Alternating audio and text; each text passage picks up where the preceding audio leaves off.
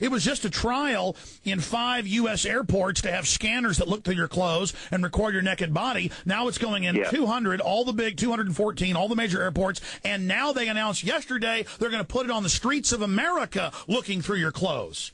I mean, my God, it's just a trial, David. Yeah, it's just a trial. And this is what I call the totalitarian tiptoe, although it's not even the totalitarian tiptoe anymore. It's a totalitarian sprint. This is coming in so fast. And this is another point that I would say to people. I did make the point last time we talked. You know, people need to open their minds to the bigger picture of what's behind this, too, because when you look at the scale, the interconnected detail of all these different aspects of society and life and emotion and mind and all of it is being brought into this. You know, it's not a group of dark-suited men sitting around a table working this out. There is a vast conspiracy behind this, which is coordinating it all. And George Bush and Barack Obama and Gordon Brown are light years down the pyramid from the level it's coming out of, and the scale of technological advancement that is behind it. And we need to open our minds to the fact that, you know, this is above governments, and it's above the people we see in the public arena.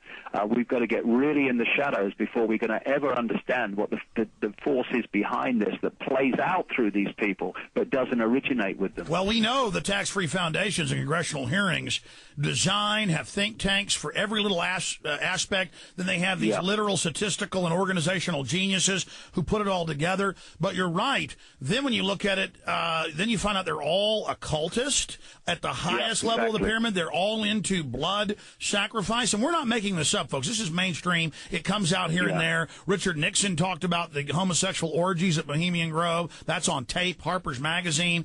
I mean, there's a level at the top. They believe they are communicating with entities, and that's where me and David. I mean, David's deeper down the rabbit hole. I just go with what I can prove.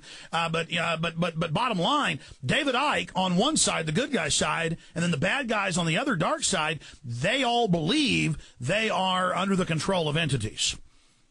Yeah, and, you know, I was talking earlier today about the Rothschilds. Their name used to be called Bauer, and the Bauer family in Europe was a notorious, what they call, a cult family. It was deeply into the black magic arts, and, of course, the black magic is just the negative use of knowledge of how energy and consciousness works. And these people are really...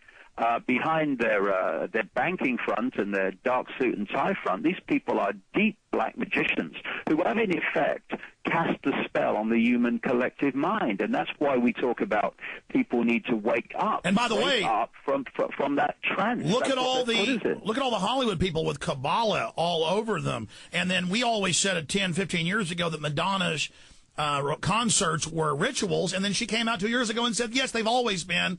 These are black magic rituals, basically. Yeah, the thing is, we've got a conscious mind, which we obviously are consciously aware of all the time. And we've got a subconscious mind that we're not consciously aware of by definition.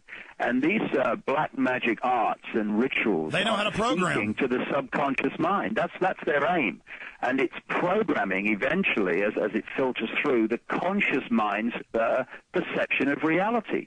And you know, all these structures like religion and all these institutions of belief and all these rigid belief systems that people have, they're all part of this imposition of a wall around our sense of possibility and our sense of what's happening and the nature of life itself. Okay. And if you can put someone in a mind prison called rigid, unyielding belief... David, stay there. We got a break. Hey, David. Part of themselves. David, you're on a cell phone, aren't you? No. Okay, it's just when I talk, I don't think you can hear me. We had to go to break, but we're still live on the internet, so finish your thought. I just had to cut you off so you can continue. But before you finish up with putting them in that rigid control system, looking at the world, you know, through a straw so you can hardly see any of it while it's all, and keep you so close to the problem, you're like, what is this in front of me? I can't tell. But you take that off and pull back. Oh, it's a microphone. There it is. Now I can, oh my gosh, there's a computer right here. There's a light right there. Oh my God, you know, but let me... stand up to us, then they all might stand up. Those puny little ants outnumber us 100 to 1.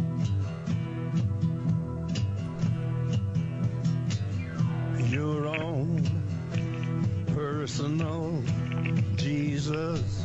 He did a great talk at Oxford that I've seen, really shot beautifully.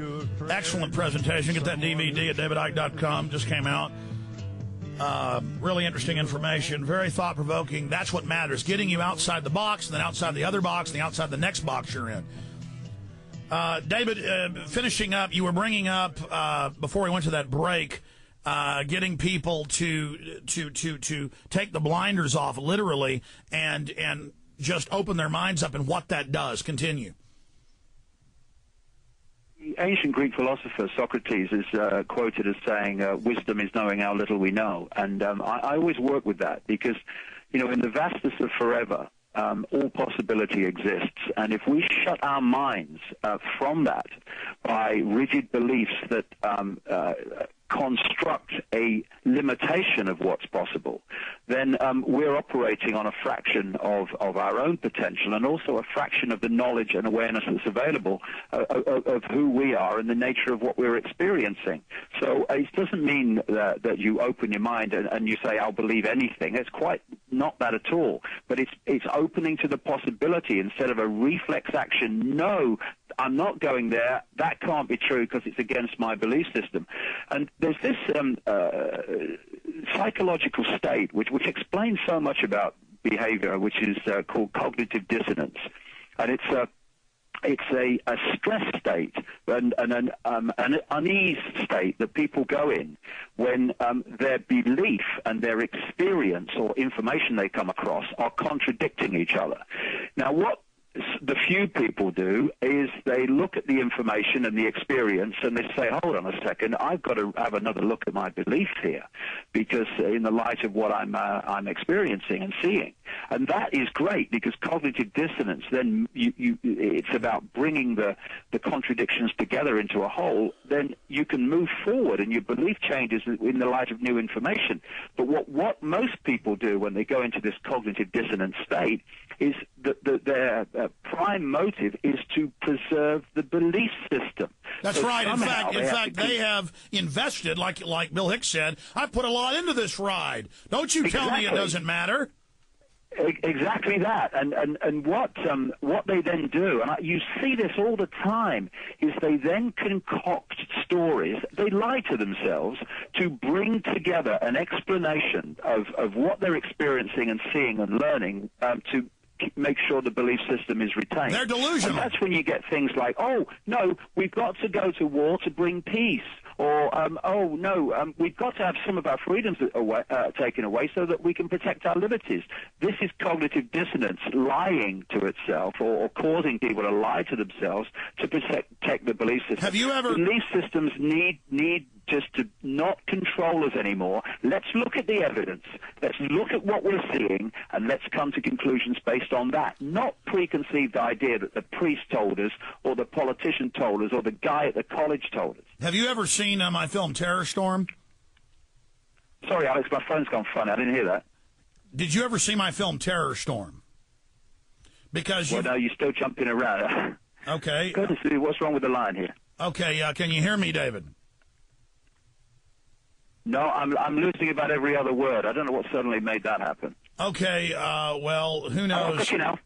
Okay, you can hear me. Yep. Have you ever seen my film Terror Storm? I've looked at it a little bit, yeah. Okay.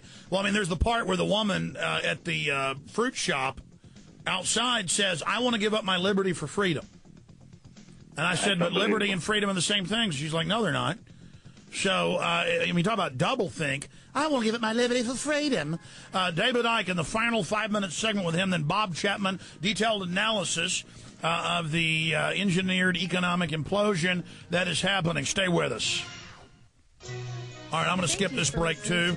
There's just 1 minute. David, we're going to come back in 1 minute. We'll have 5 minutes left, and I've got you set for the 6th of October at 11 to 1. Yes, 11 to 1. 11 to 1, that's great. 11 to 1 Pacific time. Yeah.